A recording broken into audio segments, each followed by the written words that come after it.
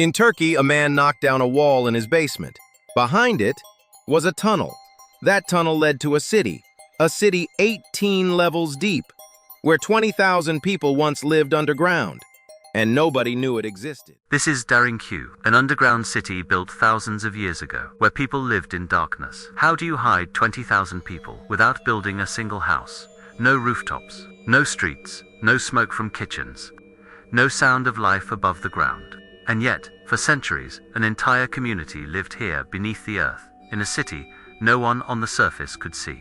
This is not a myth. This is Derinkuyu. In the region of Cappadocia, in modern-day Turkey, the landscape looks unusual.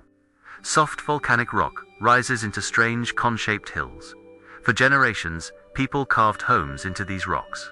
But no one imagined that beneath this terrain, far below the visible caves, lay something far more extraordinary. A multi-level underground city descending over 60 meters into the ground.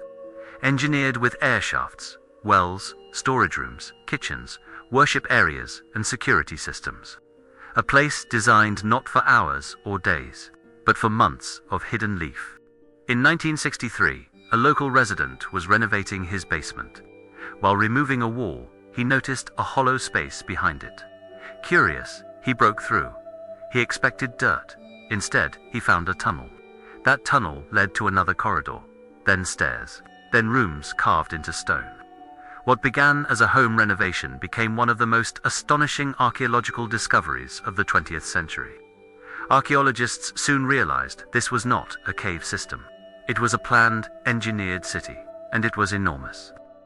Derinkuyu has at least 18 levels.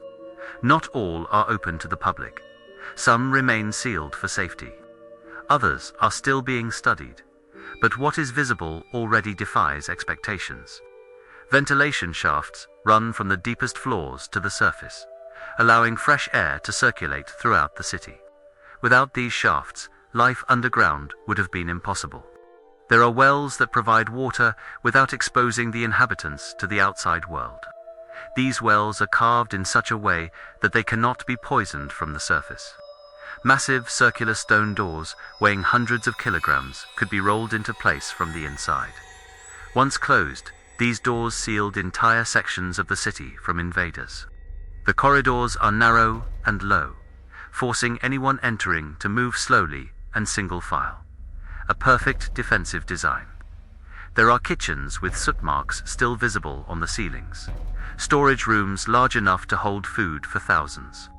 Sleeping quarters, animal shelters, even a church and a school. This was not a temporary shelter. This was a self-sustaining underground world. The rock of Cappadocia is called tough, soft enough to carve, yet strong enough to remain stable when shaped correctly. But carving a few rooms is one thing. Designing a multi-level city with ventilation, water systems, defensive architecture, and structural stability is something else entirely. This required planning across generations. It required knowledge of airflow, load distribution, and human survival in a closed environment. And all of this was done with simple hand tools, in darkness, with no modern instruments. Derinkuyu is not impressive because it is large. It is impressive because it works. Historians believe the earliest parts of Derinkuyu may date back to the Phrygians, around the 8th century BCE. Centuries later, early Christians expanded the city to hide from Roman persecution and later invasions. But this explanation raises questions. If it began as small shelters, how did it evolve into such a vast and complex system? Why was so much effort invested underground, instead of building fortified cities above ground? The answer seems to be fear. Fear of invasion, fear of destruction, fear that survival depended on invisibility. Imagine living here for months. No sunlight, no fresh air except through narrow shafts. No sense of day or night. Cooking in shared kitchens, storing grain in cool stone chambers. Children learning in underground rooms.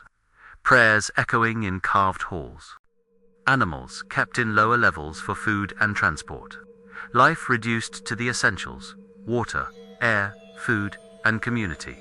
And above them, the world continued, unaware that thousands of people were living just beneath their feet. Even today, Large sections of Derinkuyu remain closed. Some tunnels are too dangerous to enter. Others have not been fully mapped. Archaeologists suspect that Derinkuyu may connect to other underground cities in Cappadocia through long tunnels, stretching for kilometers. If true, this was not a single hidden city. It was an underground network, a hidden civilization beneath the visible one. Derinkuyu forces us to rethink what ancient people were capable of. Not just survival, but planning, engineering, cooperation, long-term thinking. This was not panic digging. This was intelligent design for a future they hoped never to need, but prepared for anyway. For centuries, thousands of people lived their lives in darkness, in a city no outsider could see. They built a world beneath the world, and then, one day, they left. No records, no stories. Only stone corridors waiting to be rediscovered. Derinkuyu is not just an underground city. It is a reminder that history still holds places we do not fully understand. Not because they are legends, but because they are real. Unlocking secrets of the past. This is QSTP for you.